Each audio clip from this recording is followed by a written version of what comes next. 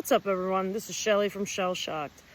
I felt motivated to create this video about this concept of doom scrolling, which is new to me because I haven't had social media in over 10 years. So when a friend of mine brought it up to me, I did a little investigation of what that actually is, and okay, I know what it is.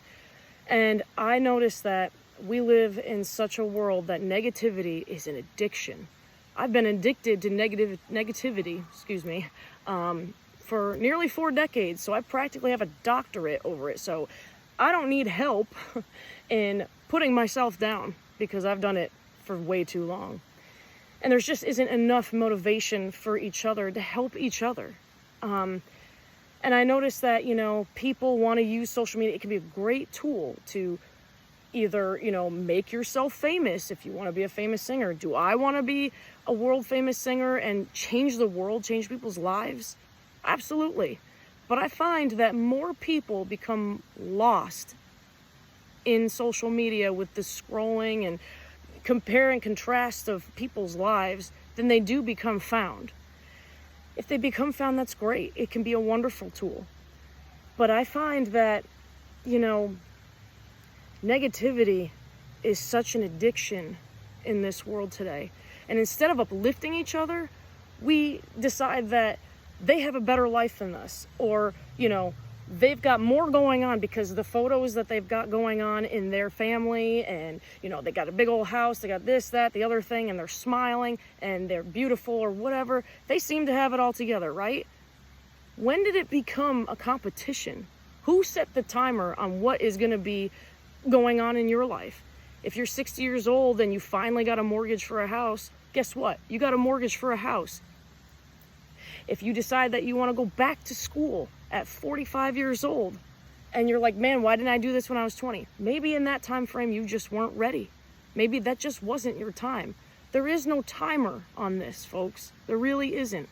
I could sit here and tell you, I wish I became a singer and was motivated by friends and family at a very young age, because I don't know where I would be right now. Guess what?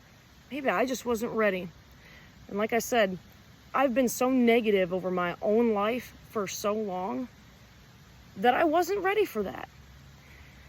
So I'm just here to say that I want to be here for y'all. When you feel like you don't have a place to go, you don't know who to talk to, know that you're not alone. We always post these photos of ourselves or watch other people take pictures of themselves of, man, they've got it going on. And like, man, I wish I was like that. Scroll.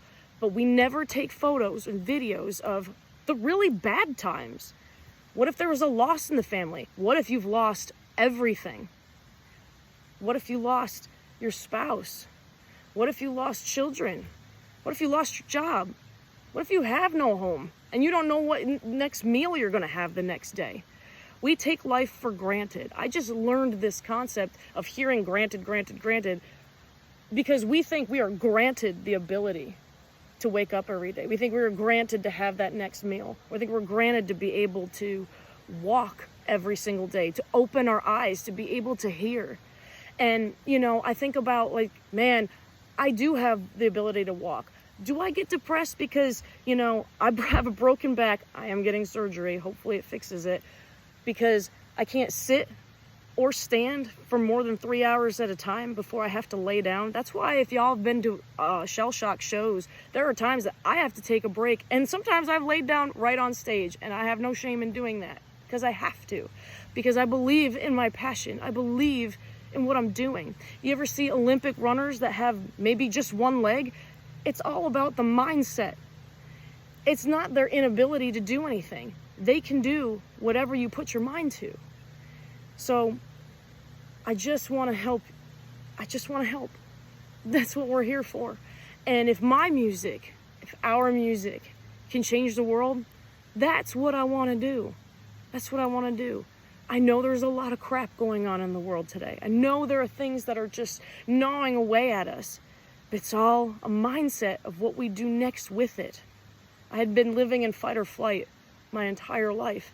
This is the first time in my life that it's kind of like I asked the universe, asked God, like, hey, I'd like a break. I'm so tired.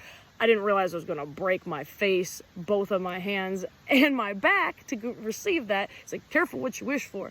But really, there has been such fruitful benefits in this time of grieving and loss. There is a lot of beauty in that.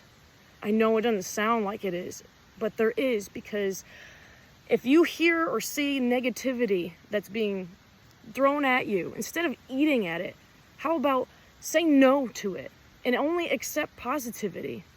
I've never been able to accept positivity because I didn't think I deserved it. But we all do. And we're all placed here on this planet for a reason. Don't take that away. See what's going to happen the next day. I didn't know that I was going to have a life-threatening accident. That happened in a blink of an eye. It happened on my birthday, which is a rebirthing process for me. So what I'm saying is, if you don't like somebody's comment, if you don't like doom scrolling, stop it. Be that change, because you have the ability to change your mindset. That's the one thing that you do have. You are guaranteed that in life. You can create new neural pathways. You can do that. It is freaking difficult. But find those people that have that positive, you know, the whole saying of vibe attracts your tribe. It's true. Bringing out positive, if you crave positivity instead of craving the negativity that's so easy to do, it doesn't mean it's real. Negativity doesn't mean it's real. Fear, false evidence appearing real, okay? Positivity is real too. Just like the sun attracts rays, it attracts us, you know? We need the sun in order to survive. That's all positive energy to help us live. You can do it. And if you feel like you can't, reach out to someone that you know is going to be there for you or uplift you. I'll be that for you. You can message me. You can contact me. So I just want to say that to y'all. Hope to see you at our next gig. That's on June 27th. It's posted, but y'all been shell-shocked. Have a blessed one.